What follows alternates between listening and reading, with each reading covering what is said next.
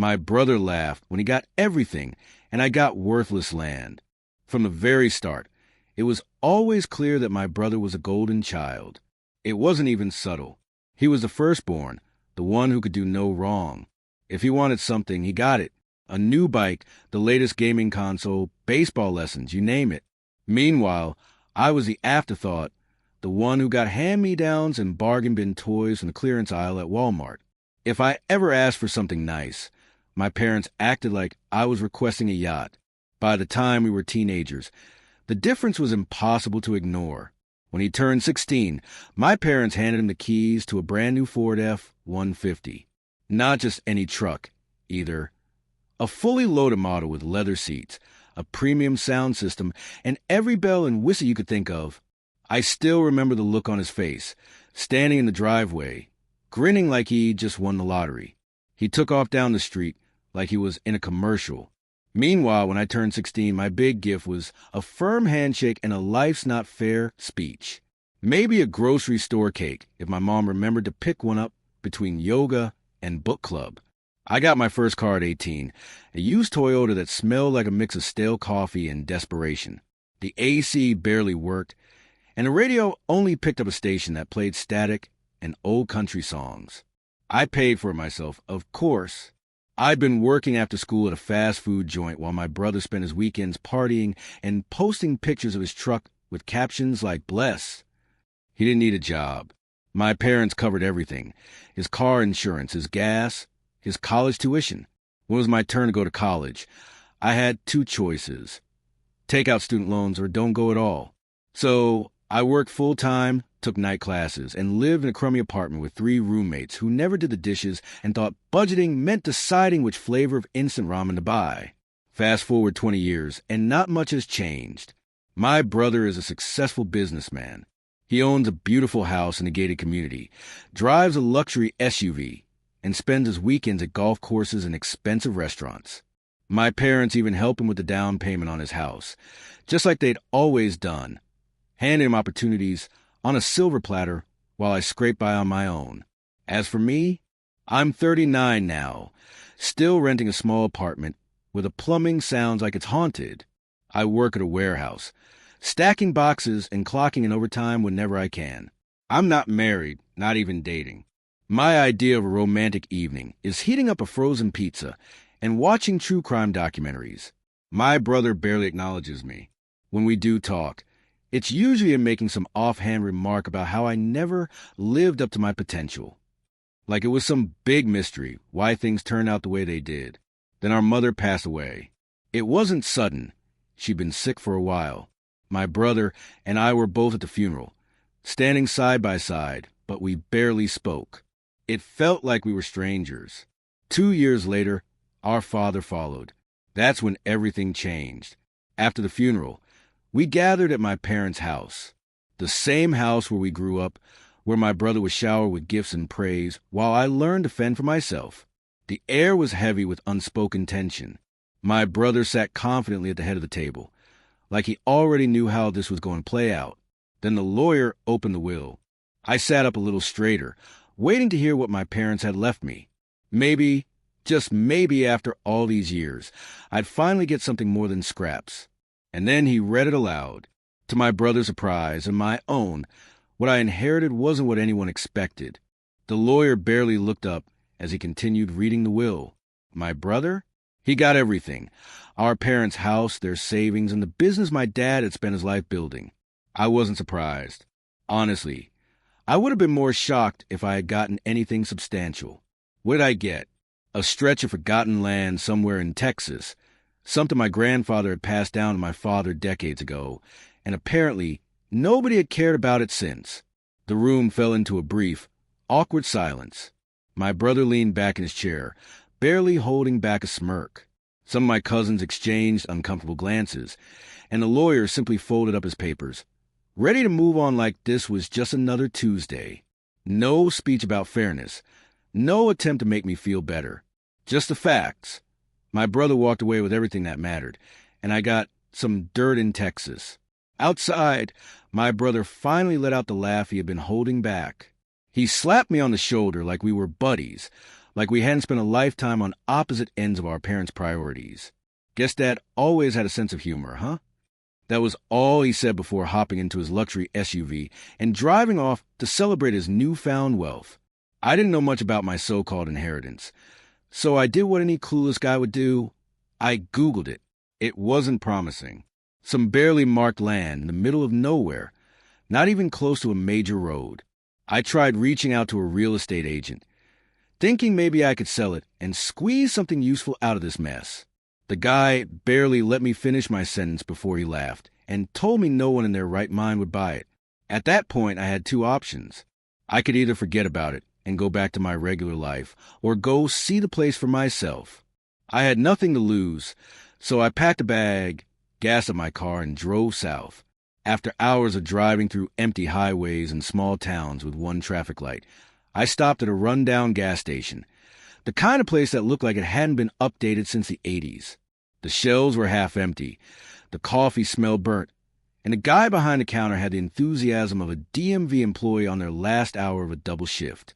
I paid for gas and grabbed a cold soda. But when I mentioned the land, the old man behind the counter snapped his head up so fast you'd think I had said I was looking for buried gold. "Funny thing about that land," he muttered, rubbing his jaw like he was debating whether to keep talking.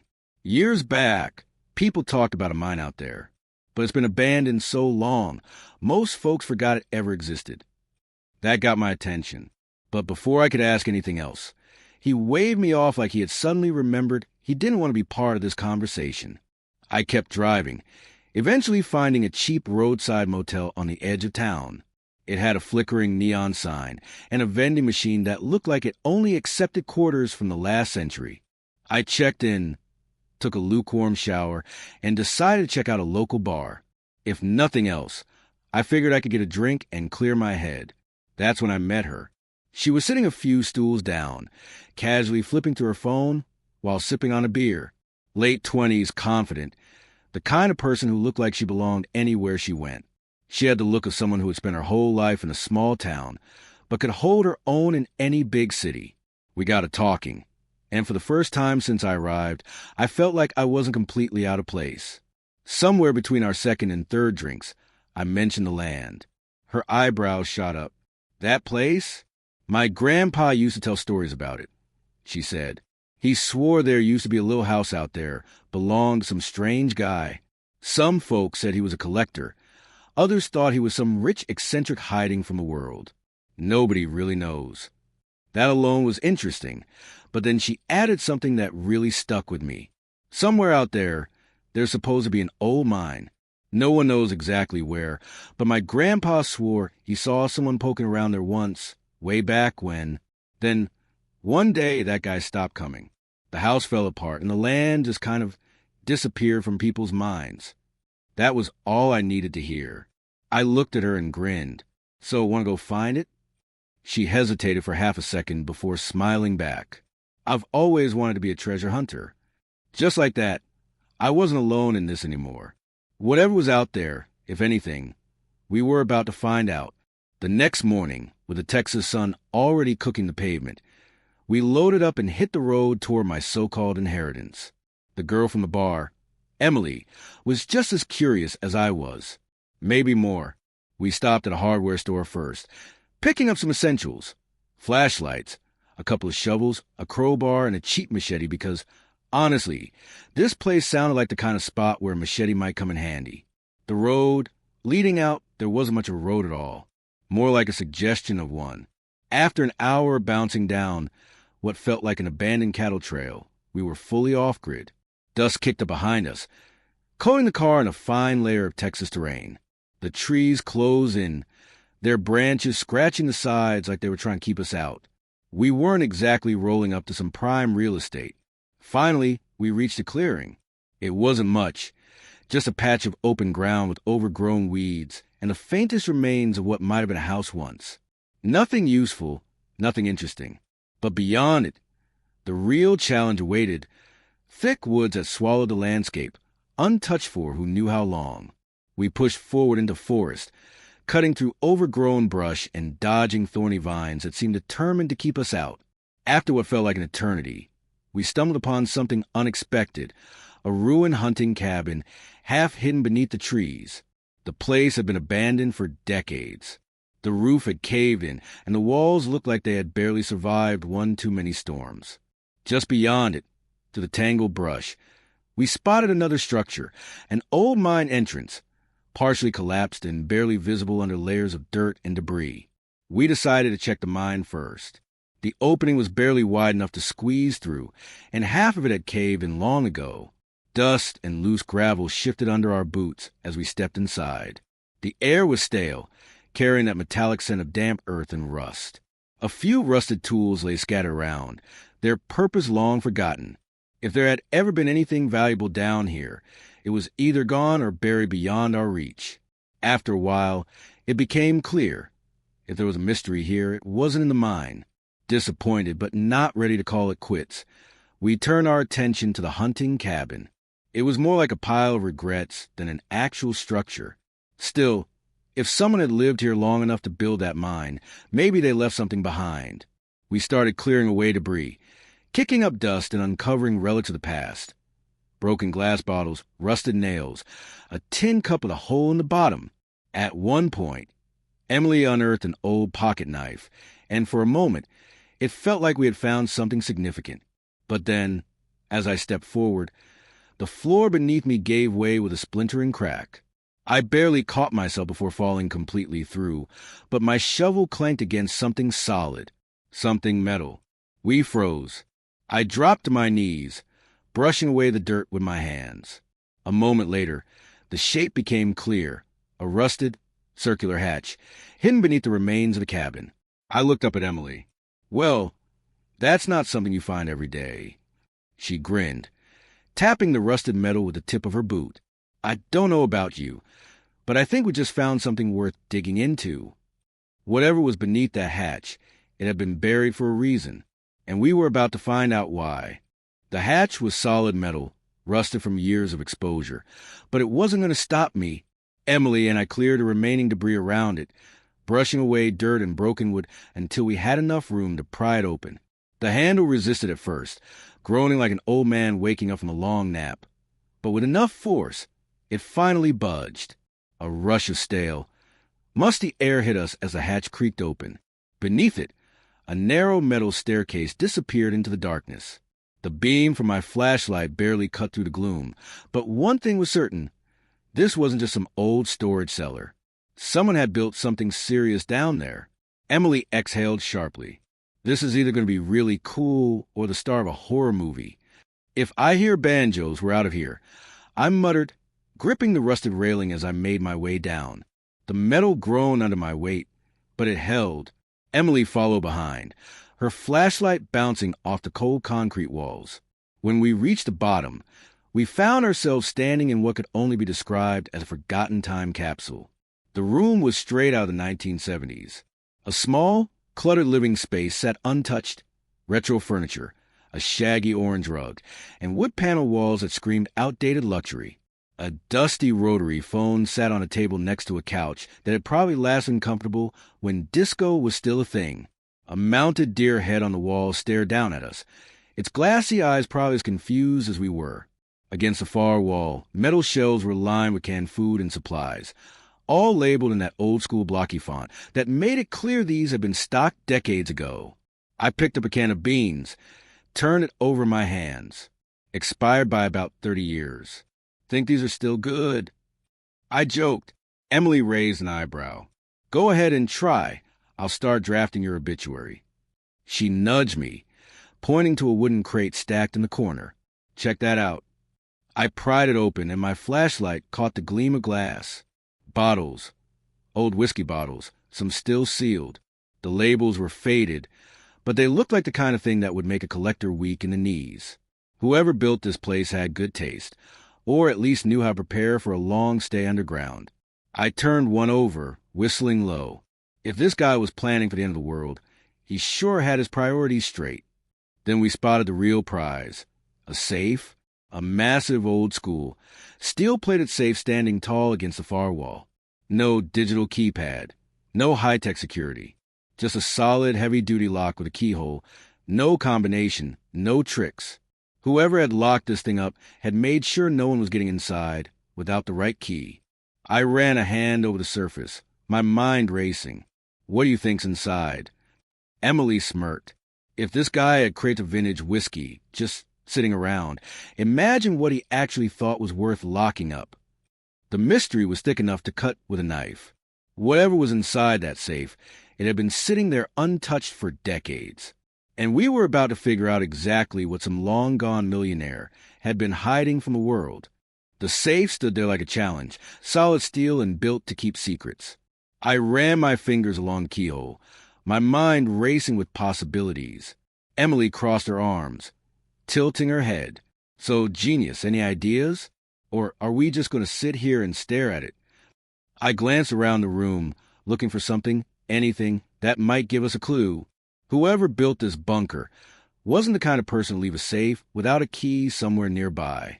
My eyes landed on the mounted deer head above the old fireplace.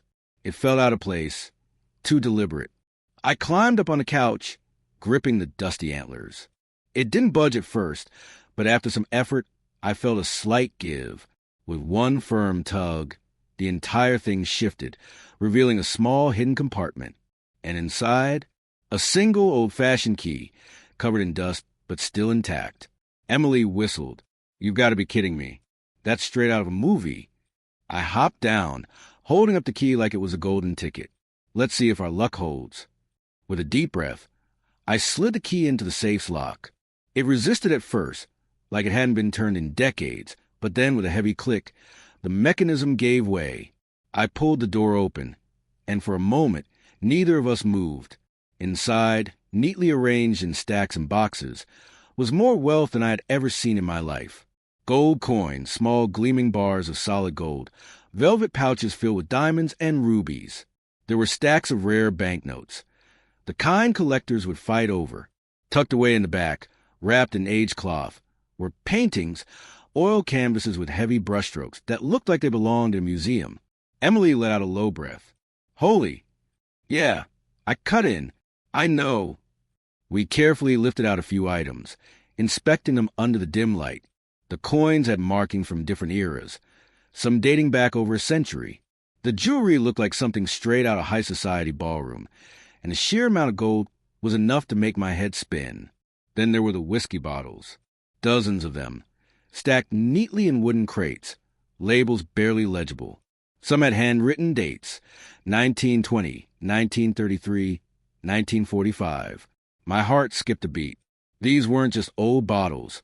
These were collector's items, pre-prohibition whiskey, the kind that went for insane amounts at auctions. Emily picked one up, brushing dust off the glass. You know how much some of these go for? We're talking 5, maybe 6 figures a bottle. I swallowed hard. This wasn't just some forgotten stash. This was a fortune. Millions of dollars. Sitting untouched beneath a ruined hunting cabin in the middle of nowhere. The reality of it hit fast. What do you even do with something like this? You don't just walk into a bank and deposit crates of gold. You don't list a stash of Prohibition-era whiskey on Craigslist. This kind of money came with questions, and probably the kind of attention I wasn't sure I wanted. Emily nudged me. So? What's the plan, genius? You gonna sell it? Hide it? Open a museum? I ran a hand through my hair, staring at the glimmering fortune in front of me. I have no clue. You know how to fence a Picasso. She snorted. Oh, sure. Let me just call my art smuggler friend real quick. The weight of it all settled on my shoulders. This was life-changing money, the kind that could turn a person into a headline real quick if they weren't careful. We needed a plan. We needed someone who knew what to do with this kind of thing. Emily and I sat in the bunker for what felt like hours, staring at the fortune we had just uncovered. It was overwhelming, life-changing really, but also terrifying. We couldn't just walk into town with crates of gold and century-old whiskey and expect nobody to ask questions. This needed to be handled smartly. Emily leaned back, chewing on her lip. I have an idea. My friend Kate manages a bank in town. We can rent a few safety deposit boxes and store everything there for now. No questions asked. It was a solid plan. She knew people, and more importantly, She knew how to keep things quiet. I would stay behind, keep an eye on the bunker, while she went to make the arrangements. We couldn't risk anyone stumbling onto our little discovery. An hour later, she pulled back up in a gleaming black Ford F-250, the kind that looked like it could tow a house. Hope you're ready to load up. We've got storage. We moved fast, carefully packing everything into heavy-duty containers. Gold jewelry, rare paintings, and of course, the whiskey. We masked the entrance to the bunker with branches and debris, making it look just as forgotten as before. Once everything was packed in a truck bed and covered with a tarp, we hit the road. The bank was a small but upscale place, the kind of spot where rich folks store their family heirlooms. Kate, Emily's friend, didn't ask many questions. She just led us to the safety deposit vault, and we spread everything out across multiple boxes. It wasn't perfect, but it was secure. With that handled, Emily invited me back to her place. Turns out, she wasn't just some girl from a small town. She was a successful attorney with her own firm and a sprawling house she shared with her aging father. The place was a step up from my usual motel accommodations, to say the least. Over the next few weeks, Emily took charge of handling the legal side of things. She had everything transferred into my name, despite my protests. I tried to split it with her, but she just shook her head. I have everything I need. This is yours. I wasn't used to that kind of generosity, but I wasn't about to argue with a lawyer in her own house. With our newfound fortune safely stored, we decided to test the waters. We reached out to a collector and sold just a couple of bottles of whiskey. The payout? Over $3 million. That was when it truly sank in. We weren't just rich. We were set for life.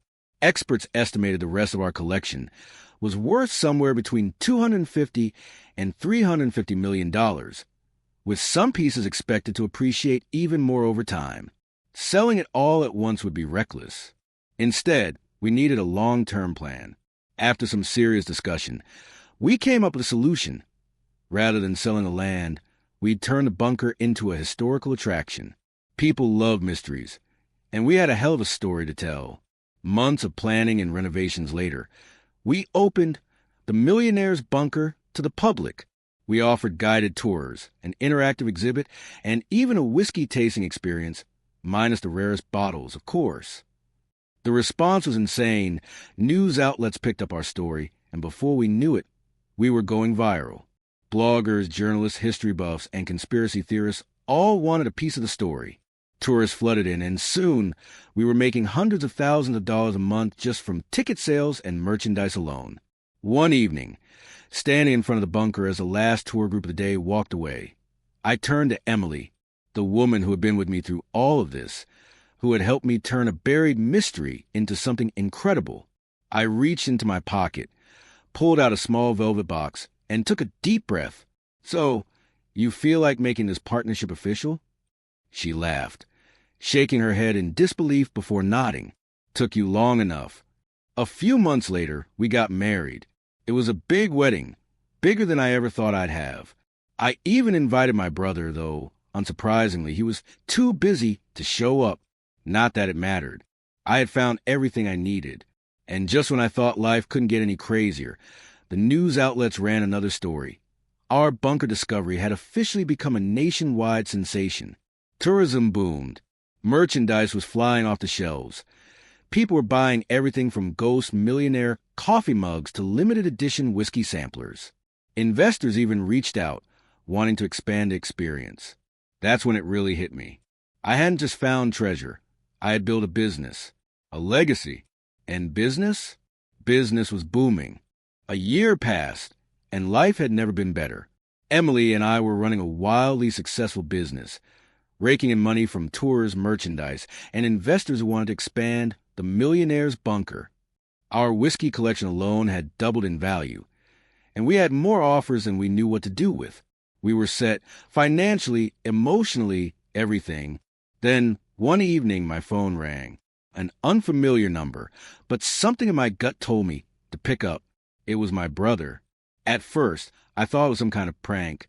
We hadn't talked in years, and the last time I saw him was at our parents' funeral, where he barely acknowledged me. But now, his voice was different, strained, desperate. Turns out his life had taken a nosedive after inheriting our parents' business. He made one bad decision after another. He poured money into failing investments, flashy cars, and a lifestyle that only worked if the cash kept flowing. Spoiler, it didn't. His house, our parents' old house, was on the verge of foreclosure. The business? Bankrupt. Creditors were circling like vultures, and his so-called friends? They vanished the second the money ran out. And now, after all these years of ignoring me, belittling me, acting like I was nothing, he needed help. Emily was in the kitchen when I put the phone on speaker. The tension in the room was thick enough to cut with a knife. I screwed up, he admitted, his voice barely above a whisper. I don't have anywhere else to go. Emily arched an eyebrow at me. Wow. Took him long enough. I didn't say anything right away. I just stared at the phone, remembering every moment he had dismissed me. The way he laughed when I got nothing to will. The way he always had our parents' full support while I was left to fend for myself. Now, the tables had turned, and he knew it. He tried to sound casual, like this wasn't killing him inside. I heard about the bunker, the tours, the money. You really hit it big, huh? I leaned back in my chair, considering my next words carefully. He wasn't just calling to check in. He wanted something. The brother who once told me I was a failure now wanted a handout. Emily nudged my arm, giving me a knowing look. We both knew what was coming next. So, I was thinking maybe we could talk, he continued, figure something out. Just, between brothers. I drummed my fingers on the table, letting the silence stretch out. He was waiting for me to say something, to swoop in and save him. And honestly, a part of me wanted to. But another part of me, the part that had spent years being overlooked, underestimated, and treated like an afterthought, wasn't so sure. So, he asked again, impatience creeping into his voice. What do you say? I exhaled slowly, staring out the window at the life I had built without him. The big house, the thriving business, the woman who had stood by my side through all of it.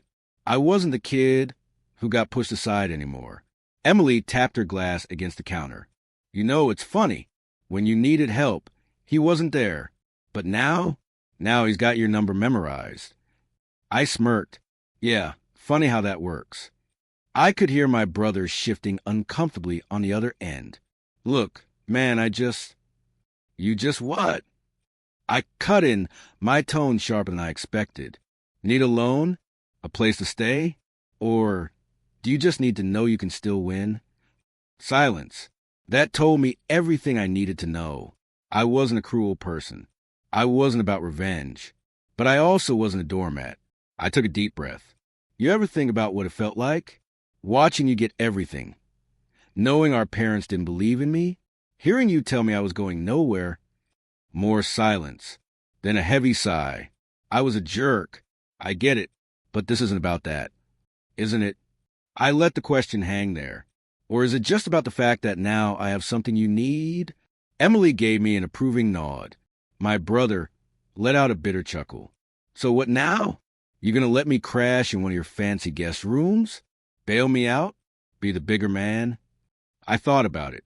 For a second, I almost said yes. But then I remembered something. Respect isn't given. It's earned. And he had never earned mine. I'll think about it, I said, then ended the call. Emily sipped her drink, watching me carefully. So, I exhaled, running a hand through my hair. I don't know yet. I really didn't. And that was the first time in my life my brother had to wait on me.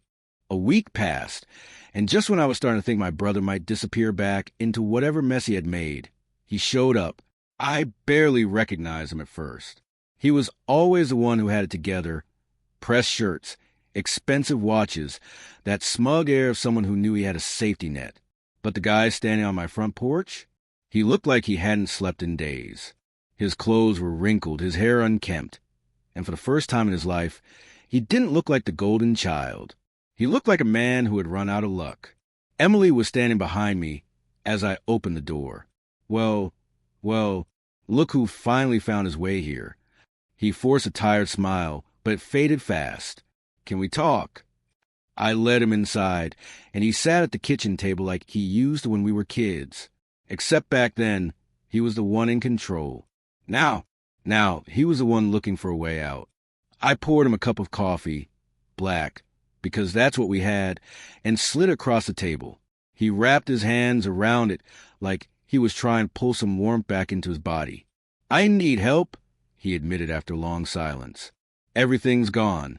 The business, the house, the bank's breathing down my neck, and I don't have anywhere else to go. I leaned back, arms crossed. And you think I can fix that? I was thinking maybe we could work together, you and me like a real team. I could help run the business, help with the museum. Emily let out a sharp laugh from across the room. You mean the business you called a lucky break? The one you said was just playing tour guide for idiots? His face turned red. I didn't mean that. You were what? I cut in. Too busy enjoying everything our parents handed you? Too busy reminding me I was a failure. His shoulders slumped. I screwed up, okay? But I don't have anywhere else to go. And there it was, the moment I'd never imagined would come. My brother, the guy who had everything, sitting in front of me, completely out of options. If the roles were reversed, I knew exactly what he would have done. He would have laughed, maybe thrown me a few bucks like a charity case, and sent me on my way. But I wasn't him. I exhaled, staring at the table. You want my help? Fine. I'll give you a job. He perked up. Yeah. You can work security at the museum. Night shifts, it's steady, pays decent, and it'll keep you busy. His mouth opened, then closed. Security? You want me to be a guard? It's honest work, Emily said, barely hiding her amusement. And hey, it comes with a uniform. He looked like he had swallowed a lemon. That's it? After everything, that's what you're offering me? I shrugged. Take it or leave it. For the first time in his life, he didn't have the upper hand. He didn't have an escape route, a backup plan, or someone else to bail him out. And from the look in his eyes, he knew it. He swallowed hard. I'll take it. I nodded and reached into a drawer, pulling out an employee handbook. Great. Orientation starts tomorrow. Wear comfortable shoes. Emily covered her mouth to stifle a laugh as my brother just sat there, stunned. He had spent his whole life on top, and now he was about to find out what it felt like to start from the bottom. That was the moment everything changed. For both of us. For the first few months, my brother actually tried. I'll give him that much. He showed up to work, learned the ropes, and even managed to be somewhat civil. It was weird seeing him in a uniform, punching a clock, and taking orders like the rest of the employees. But I guess desperation does that to a man. At first, people found it hilarious. That's your brother? The guy who used to own half the town. The whispers followed him around the museum, but he gritted his teeth and kept going. I even started thinking maybe he had changed. Then reality hit. The thing about my brother? He wasn't built for humility. He wasn't built for hard work. And it didn't take long before the late-night shifts and customer complaints got to him. The pride he had swallowed to take the job started choking him. One night, after a particularly bad shift where some kid had spilled a soda all over him, he snapped. He stormed into my office, uniform stained, eyes blazing. I can't do this anymore. I'm done. I just nodded. Figure it was coming. He scoffed. That's it? No argument? No get another shot? Nope. You want to quit? Quit. But don't expect another bailout. He clenched his jaw, but didn't say anything. Instead, he ripped off the name tag, tossed it on my desk, and walked out. Just like that. No goodbye. No thanks. The same way he had always left things. On his terms. And honestly, I didn't feel bad. With him gone, I threw myself into work. The museum was booming. The whiskey tours were booked months in advance, and the merch sales were ridiculous. Turns out, people love a good mystery and an underdog story. And I was finally, officially, the one in control of my own success. Then came the offer. A real estate developer showed up, some slick guy in a suit who smelled like money. He wanted the land. All of it. The bunker, the museum, the entire operation.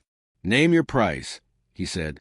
I laughed off at first, but when he slid a contract across the table, I stopped laughing. The number was obscene. More money than I had ever dreamed of. More than enough to retire, travel, buy whatever ridiculous mansion I wanted. Emily and I spent the night going over it, crunching numbers, making lists of pros and cons. We didn't have to sell. Business was great. Life was good. But this was generational wealth. And in the end, I realized something. I had already won. I signed the contract the next morning.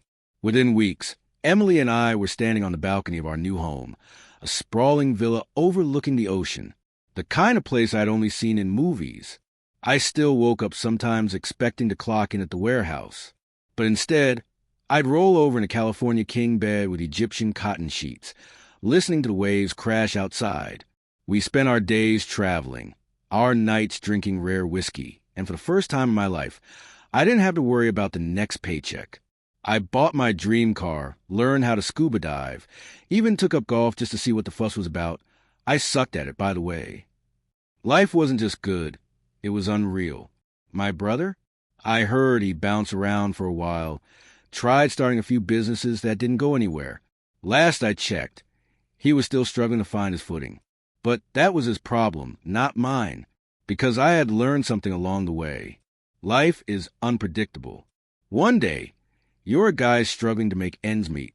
The next, you're a millionaire. And that's the beauty of it. You never know when your luck will turn. And man, did mine turn.